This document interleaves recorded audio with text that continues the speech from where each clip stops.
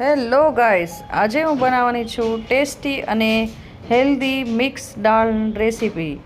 તો સૌપ્રથમ આપણે ગેસ ઉપર એક કઢાઈ મૂકી દીધી છે.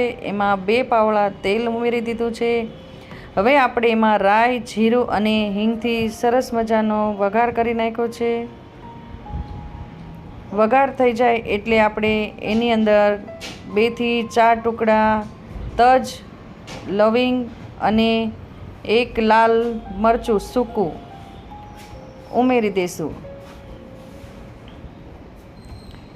હવે આપણે એમાં લીલો લીમડો, મીઠો, આદુ, મરચાં અને 4-5 કળી લસણની નાખી દીધી છે.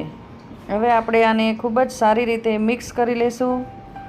પછી આમાં 1 નંગ કાંદો સમારેલો ઝીણો નાખી દીધો.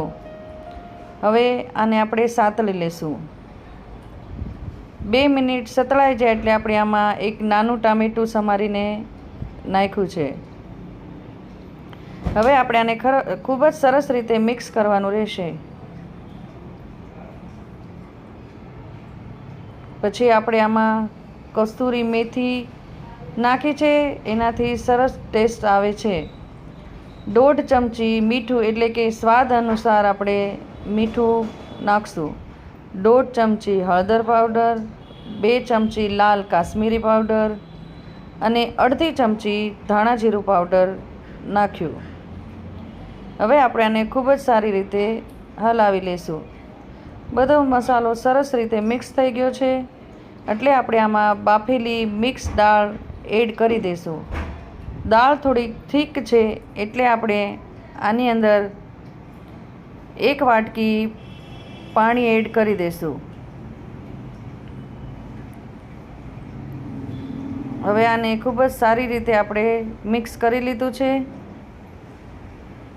પછી આને આપણે 2 થી 5 મિનિટ માટે ઢાંકીને મૂકી દઈશું, એટલે દાળ એકદમ સરસ મસાલા સાથે મિક્સ થઈ જાય.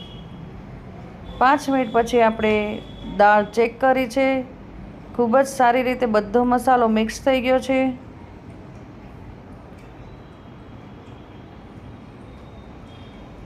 તો જો આપણી ટેસ્ટી એકદમ સરસ દાળ બની ગઈ છે.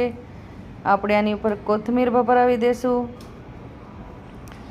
મેં પ્લેન રાઈસ કર્યા છે, તમે જીરા રાઈસ સાથે પણ ખાઈ શકો.